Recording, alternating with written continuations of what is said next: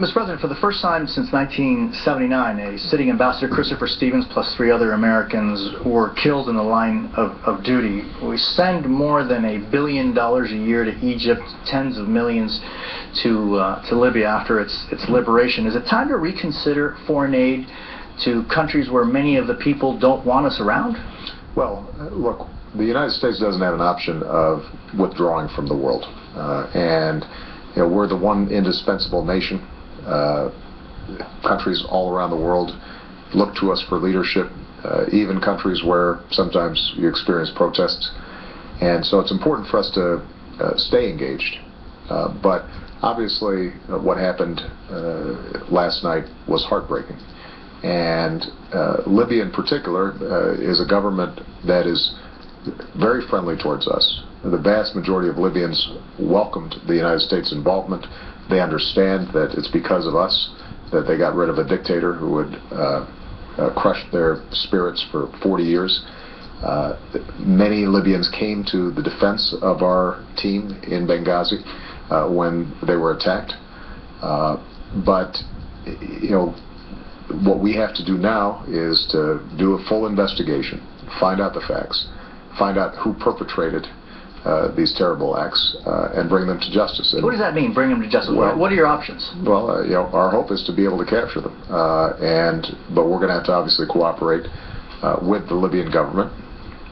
And you know, I have confidence that we will stay on this relentlessly, because Chris Stevens, he's somebody who actually advised me and Secretary Clinton during the original Libyan uprising.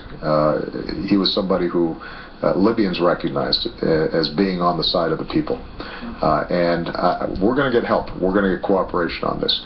Yeah, the broader issue of what's happened in both the Middle East and North Africa is one where we know that these are new democracies. I mean, in Egypt, this is the first democracy in maybe 7,000 years, a true democracy where people had a voice.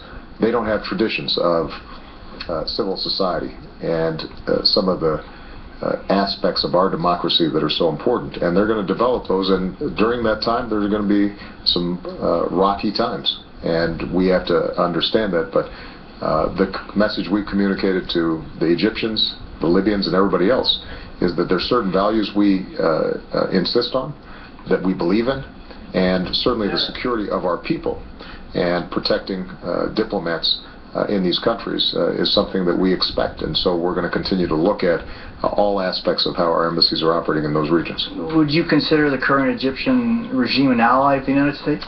You know, I don't think that we would consider them an ally, but we don't consider them an enemy. They are a new government that is trying to find its way. They were democratically elected. I think that we are going to have to see how they respond to this incident, how they respond to, for example, maintaining the peace treaty with Israel.